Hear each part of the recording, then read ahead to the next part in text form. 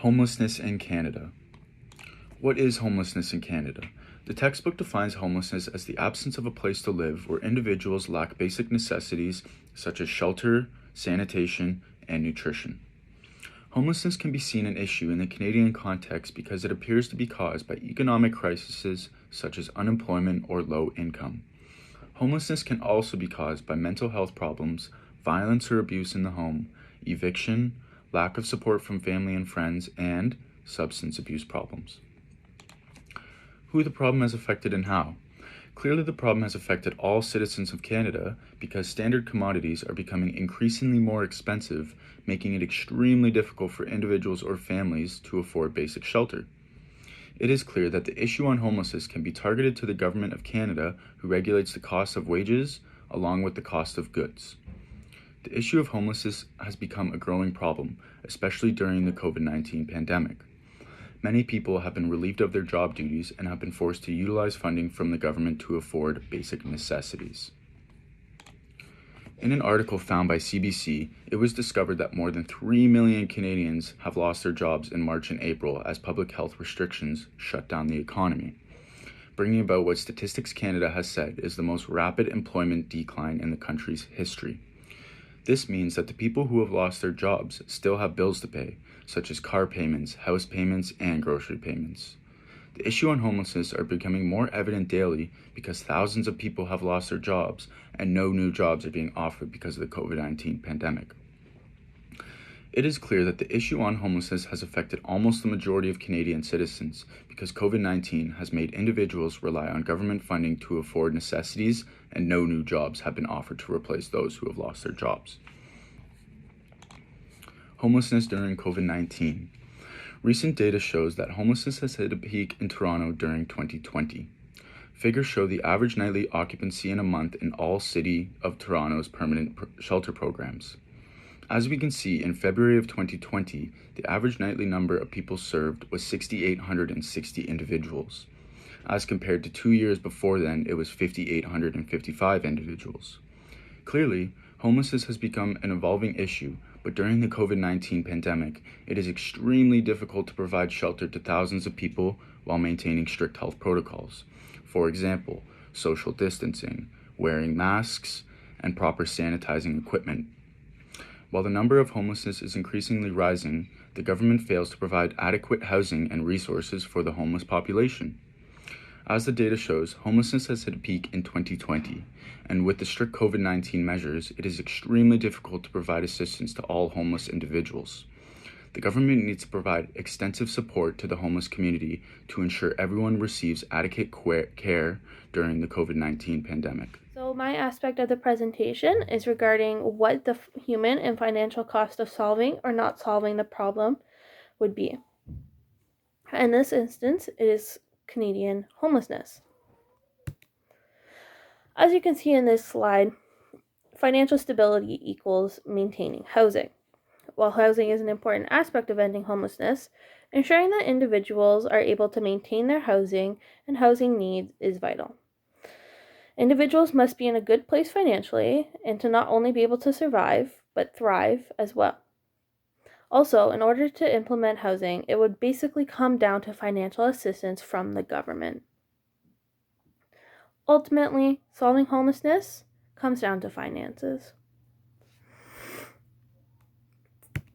For the next slide, regarding current Canadian governmental assistance, for Canada's most impoverished households, governmental financial assistance, $2.1 billion, which is also on the decline over the last 2.5 decades, is the amount of assistance that is received among that population, whereas middle-class households receive a total of $8.6 billion in the assistance in that overall population.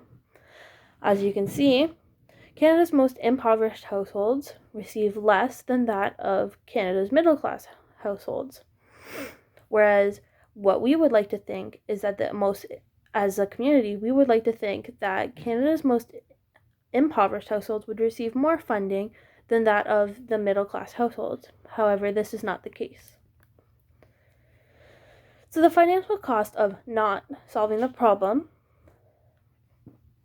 So ignoring homelessness in financial terms will cost more than solving solving the problem. Economically speaking, ignoring the homelessness costs the Canadian economy $7 billion per year. By ignoring the homeless, it results in the increase in costs in the areas of taxpayer-funded costs, such as justice and healthcare. This includes jails, as well as ER beds, hospital beds, and hospital assistance. Currently, Canada invests $119 million into the homeless partnering strategy, which has been shown to have little to very little difference in affecting the homeless community in a positive manner. In 2005, a Pomeroy study was put in place. In the institutional reports, why is solving homelessness a lot more important than solving other problems? Well, to start with, homelessness is not geared towards a certain group of people. It can affect everybody in the world, like no matter where you're located. It can include women, even Indigenous people, children and youth. It can include males. Doesn't matter your location or what you classify as, you can be affected. And many people who become homeless, they turn to shelter living, or if that's not an option, they end up on the streets, bouncing around, finding different areas to spend the night until they're able to regain themselves and get back on their feet to find a job, to then put a roof over their head. But many employers don't want to hire people who are out on the streets or living in shelters because they are deemed unfit for the job, or they don't have the proper credentials. Even though they might have them, they just look too untrustworthy, and they don't want to give a job to someone on the streets when they can give a job to someone who has a roof over their head. They might have a car to get to work every day instead of walking to work. And those people never get the opportunity to then regain themselves and begin almost another life for themselves, and almost restart what they were trying to do before they became homeless. And we don't always think about who it affects. And even though it can affect everybody in the world, there are certain groups who are affected more by homelessness, which is including females. And there's actually a rise in numbers with females in the homeless community. And actually 27% of everyone living in the shelters currently is females. And of that, 16% are women considered to be seniors. So that means it's affecting the older generations more and more because, the economy is harder, money is not coming in for everybody, and that is what slides you down into the homeless population. And then also on top of that, children and youth are becoming more homeless, and they are being more affected by homelessness because they might not get a proper education, or they don't have the proper health care provided for them. And that means they can drop out of school, so that they never finish school, which means they never get a proper job. And then that can lead to them not having anywhere to live because they don't have the money to.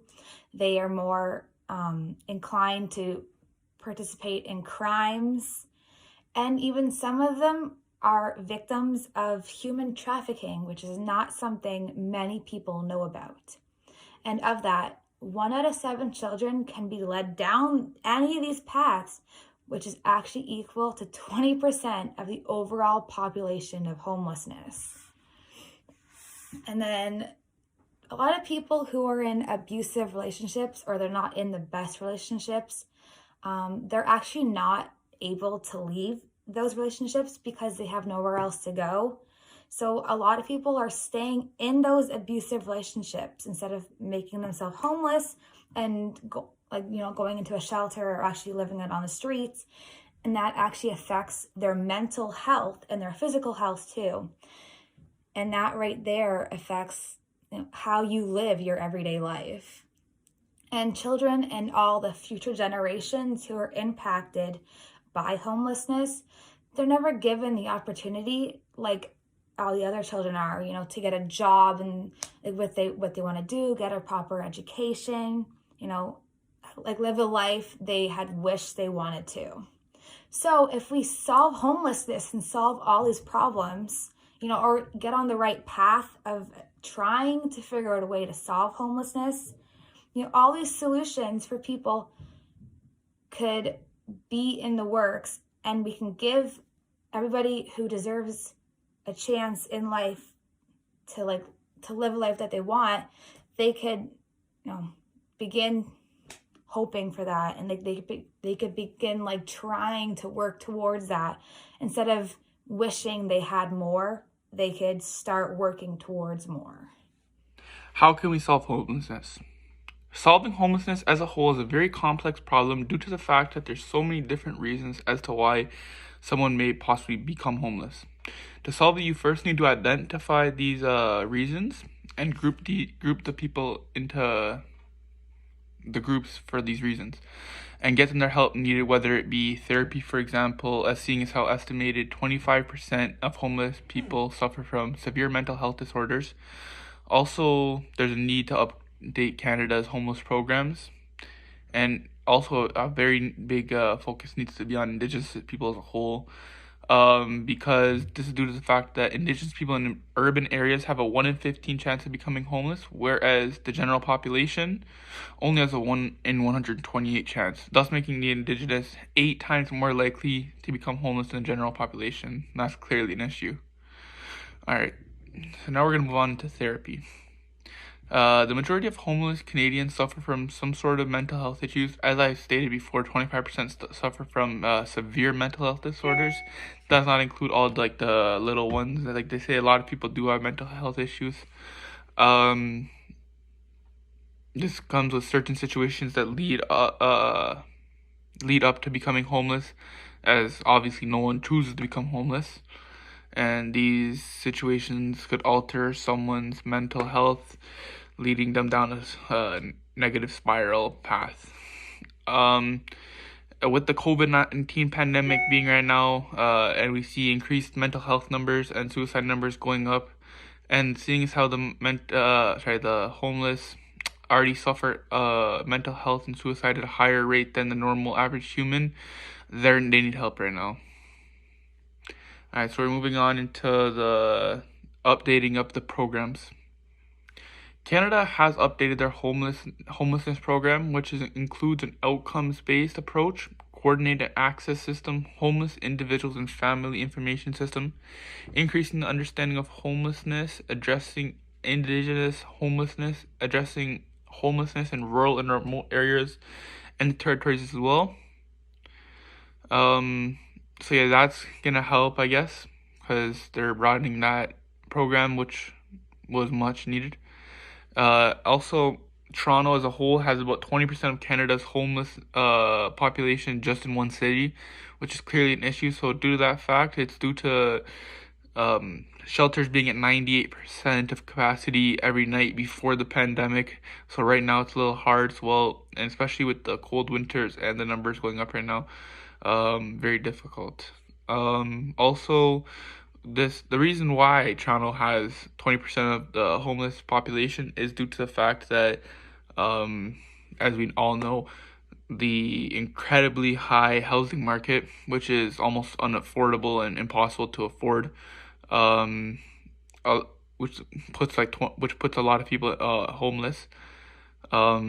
Something such as the TCHC, Toronto Community Housing Corporation, I would say needs a bit of an expansion because these options are not widely available for everyone needed, as obviously seen. And thank you for listening, and this is how I think we're going to fix homelessness, and have a great day.